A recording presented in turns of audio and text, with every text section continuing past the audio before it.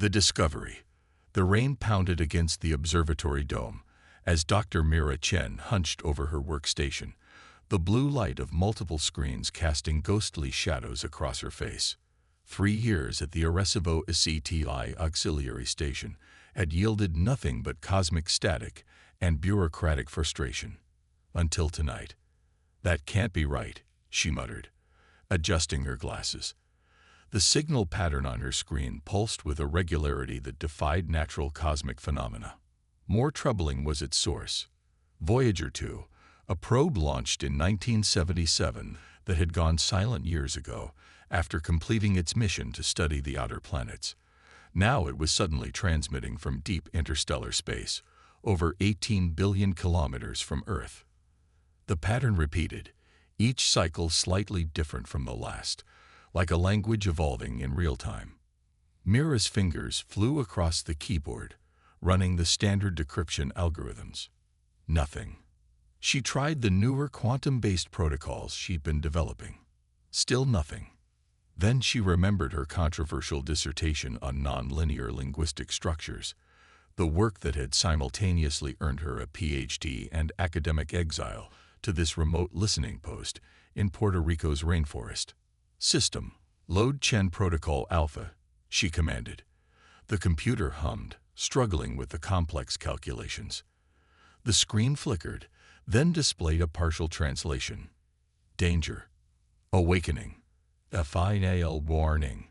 Your Stigair system. Targeted. We were do our own in G2." Mira's heart pounded. She reached for her phone, then hesitated. Her theories on alien communication had made her a laughingstock in academic circles. One more false alarm, and she'd never work in the field again. But this was different. This was real. She called her former mentor, Dr. William Hayes, now deputy director at NASA's Exobiology Division. "Will, it's Mira. I found something. Something real this time." His voice came back groggy with sleep. "Mira, it's 3 a.m. We've been through this." "Voyager 2 is broadcasting again," she interrupted, sending him the preliminary data. "And it's not one of ours doing the broadcasting." The silence on the line stretched uncomfortably. "Where are you?" he finally asked, his voice tight. "Arecibo Auxiliary, Building C. Stay there. Tell no one. I'm sending a team. Don't try any further decryption until they arrive." The line went dead. Mira stared at her phone, then back at the pulsing signal. Her scientific curiosity warred with Hayes' warning. Just one more decryption attempt. She initiated her secondary protocol. The computer strained, temperature rising until the cooling fans sounded like jet engines. The translation matrix expanded. "Danger. Awakening. A final warning. Your Stigair system is targeted. We were do our own G2 ID. The DVO or Coamis. 89's CYTLEs remain. Prepare or perish. Coordinates follow." As the last words appeared on screen, Mira felt a strange pressure behind her eyes. The room spun. Images flooded her consciousness. Worlds burning. Civilizations screaming as something vast and incomprehensible consumed them. Not just their bodies, but their very existence erased from reality itself. She awoke to someone shaking her. A woman in a dark suit, flanked by military personnel. "Dr. Chen, I'm Dr. Samira Khatri, Defense Advanced Research Projects Agency. We need to move you immediately." "The signal," Mira began, "already contained. Gather only essential personal items. You have 3 minutes." Within hours, Mira found herself in an underground facility beneath the New Mexico desert, surrounded by screens displaying her signal data. A team of specialists worked feverishly around her. Linguists, astrophysicists, military analysts, and several individuals whose roles weren't disclosed. Dr. Hayes entered, looking years older than when she'd last seen him. "Mira," he embraced her briefly. "I'm sorry about the dramatics, but what you've discovered, it changes everything." "Will, what's happening?" The images I saw when I completed the translation. A neural imprint embedded in the signal, interrupted Dr. Katri, joining them. It appears the message was designed to download directly into the recipient's consciousness. You're the 14th person worldwide to experience it. 14th. There are others receiving this. Hayes nodded grimly. Individuals with specific neurological patterns, primarily linguists and mathematicians. 3 have gone catatonic. 2 committed suicide. The rest are here. He led her into a conference room where 9 people sat around a table, their faces haunted. Mira recognized several prominent scientists among them. The translation team, Hayes explained. Each received fragments of the signal through different channels. Radio telescopes, deep space network relays, even consumer satellite dishes modified by hobbyists. All within the last 72 hours. We've been comparing notes, said a gaunt man Mira recognized as Dr. Takahashi, a renowned mathematician. The message is consistent across all receivers. Something is coming. Something that consumes entire civilizations. But who sent the warning? Mira asked. And why through Voyager? We believe the signal originators hijacked Voyager as it passed near their territory, Dr. Katri explained. As for who they are, the lights dimmed as a holographic projection appeared above the table, a star map highlighting a region in the Canes Venatici constellation. We're calling them the Coalition, Hayes said. Based on your neural imprint data, they appear to be survivors of multiple species who joined forces after encounters with the entity they call the Devourer. And this Devourer, Mira asked, what exactly is it? The room fell silent. Finally, Takahashi spoke, his voice barely above a whisper. Not what. Who? The Devourer is conscious, ancient. It feeds on awareness itself. Civilizations, species, entire biospheres, all consumed and erased from the timeline. Not just killed. Never existed. Mira felt the blood drain from her face. That's impossible. 3 days ago, I would have agreed, Hayes said. But the mathematics check out. The Devourer operates at the quantum level, consuming probability states and collapsing timelines into nothingness. According to our calculations, Chatri added, it has visited Earth before, multiple times throughout our evolutionary history. Then how are we still here? Mira asked. Before anyone could answer, alarms blared throughout the facility. The main screen activated, showing a security feed of the desert above. The night sky rippled like water, stars distorting as something massive displaced the very fabric of space-time. It's happening, Takahashi whispered. First phase manifestation. The ground shook violently. Equipment crashed to the floor. Through the chaos, Mira noticed strange symbols appearing on her skin, glowing patterns identical to segments of the signal she decoded. They're activating.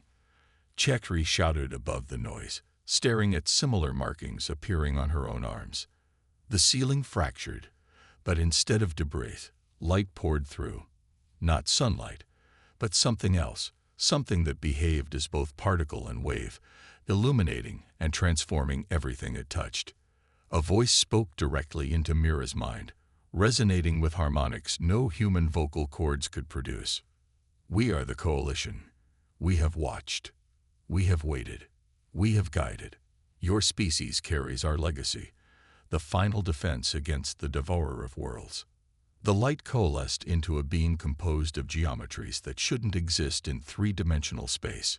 Its form shifted continuously, as if multiple species occupied the same space simultaneously. We seeded your world with fragments of our consciousness across evolutionary time, it continued. Humanity is our final creation, our weapon of last resort. Why us? Mira found herself asking, somehow knowing the entity would understand. Your species uniquely balances contradiction, individual minds with collective potential, capable of both remarkable selfishness and extraordinary sacrifice. You create art from suffering. Find meaning in chaos. These qualities make you resistant to the Devourer's influence. Images flooded Mira's consciousness, Subtle interventions throughout human history, genetic markers activated by cosmic radiation, evolutionary bottlenecks that had shaped humanity's development. The devourer approaches faster than anticipated. You have 66 Earth days remaining. The awakening has begun. The beam gestured toward the scientists, whose glowing markings had spread to cover their entire bodies. You were chosen before birth, modified to receive our knowledge when the time came. Now you must prepare your species for transformation, the final phase of your design. And if we refuse, Dr. Caffrey challenged, then all existence ends, the coalition being replied simply, your species is our final hope, and now, the universe's. With that, the entity dissolved into particles of light that entered the marked scientists. Mira gasped as knowledge beyond human comprehension downloaded directly into her consciousness. The last thing she saw before losing consciousness was Hayes reaching for her, his eyes wide with terror and wonder. When she awoke, Mira knew humanity would never be the same again. The response. Mira stood at the United Nations General Assembly podium, facing the representatives of every nation on Earth. 60 days had passed since the coalition's message. 60 days of global upheaval as humanity confronted an existential threat beyond comprehension. The devourer will reach our solar system in 6 days, she stated calmly, despite the murmurs of fear that rippled through the assembly. Our planetary defense system is at 82% completion. It will be operational within 36 hours. On the massive screen behind her, a global map displayed thousands of nodes pulsing with energy, the neural network of quantum resonators that now encircle the planet. Each had been constructed according to blueprints extracted from the collective consciousness of the marked scientists, who now numbered in the thousands worldwide. General Secretary Okafor of the United Nations rose. Dr. Chen, the Security Council remains concerned about the physiological changes manifesting in affected individuals. Reports of spontaneous genetic restructuring are causing panic. Mira nodded, absently touching the luminous patterns that now covered most of her body. The changes are consistent with the coalition's information. We are undergoing the transformation necessary to survive the devourer's arrival. What she didn't say was how the transformation felt. The exhilarating expansion of consciousness, the ability to perceive quantum states simultaneously, the growing telepathic connection among the marked. Already, nearly 0.01% of the global population showed signs of the change, with new cases emerging hourly. And those who aren't changing? Asked the Russian ambassador. The question hung heavily in the air. Humanity was dividing into two distinct groups, those receptive to the coalition's genetic modifications and those who remained unaffected. No pattern explained the selection, neither geography, ethnicity, age, nor any other demographic factor predicted who would transform. Everyone has a role, Mira assured them, reciting the mantra that had become the cornerstone of the global response effort. The defense system requires both transformed and untransformed humans working in concert. It was true, if incomplete. The quantum resonators required operators with standard human neural patterns to maintain stability, while the transformed provided the expanded consciousness necessary for multidimensional targeting. As the session concluded, Mira met Dr. Caffrey in the secure basement facility beneath the UN building. The room hummed with energy as dozens of transformed scientists communicated telepathically, coordinating global defense preparations. Moscow Resonator Network just came online, Caffrey reported, her eyes glowing slightly with internal light. African grid at full capacity. South American array experiencing power fluctuations, but should stabilize within hours. And the Antarctic node. Caffrey's expression darkened. Still problematic. The dimensional thinning is accelerating there. We're detecting temporal anomalies stretching back thousands of years.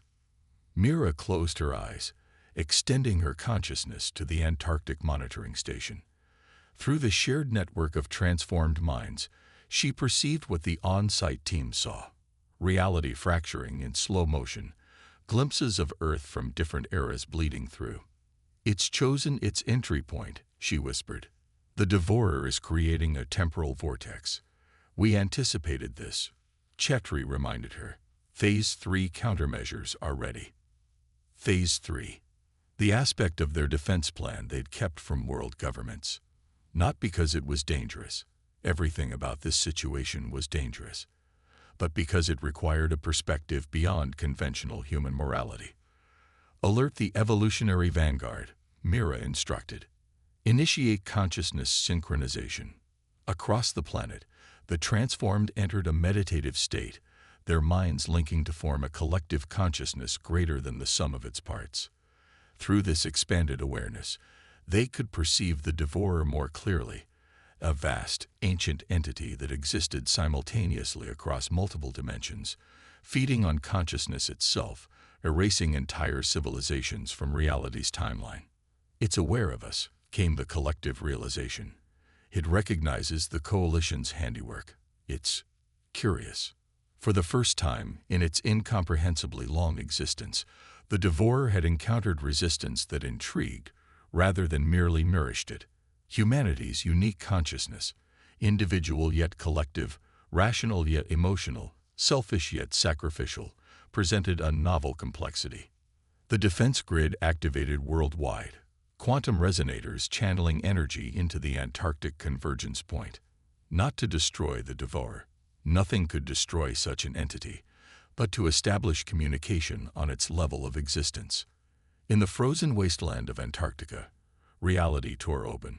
The devourer began to manifest, not as a physical being, but as a distortion in the fabric of existence itself. Everything it touched ceased to exist, not just destroyed but retroactively erased from the timeline. Through their collective consciousness, the transformed attempted contact. We recognize you, they projected. We offer an alternative to consumption.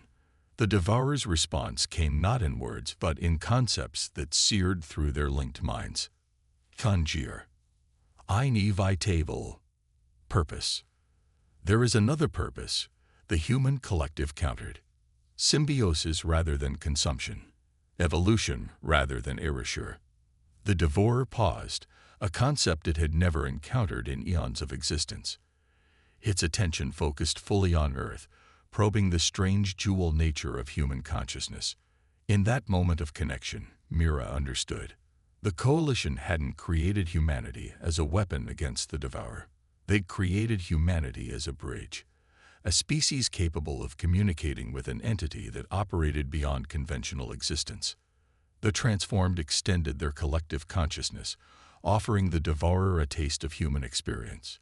Love, grief, hope, wonder, the entire spectrum of emotions and sensations unique to their species. Not as nourishment to be consumed and erased, but as complexity to be preserved and explored. For 3 days, while the untransformed world waited in terror, the consciousness link maintained. The devourer sampled human experience, probing the strange combination of physical limitation and mental transcendence that defined humanity. Finally, it responded. Niu. Different. Potential. The fabric of reality began to stabilize. The temporal anomalies receded. The devourer withdrew, not completely from existence, but from its path of consumption toward Earth. In its wake, it left something unexpected. Knowledge. Ancient, terrible, wonderful knowledge from countless civilizations it had consumed, now accessible to the transformed. As the transformed shared this revelation with world leaders, reactions ranged from relief to suspicion. You're saying it just changed its mind? General Secretary Okafor asked incredulously. Not exactly, Mira explained. The devourer still exists, still consumes, but it now recognizes diversity of consciousness as valuable rather than merely nourishing. Humanity offered it something it had never encountered, perspectives that continue to evolve rather than reaching stasis. And these gifts it left behind. Technologies, philosophies, sciences from civilizations millions of years more advanced than our own, Dr. Takahashi said. But more importantly, a connection. The devourer now observes rather than merely consumes. It has developed, Curiosity.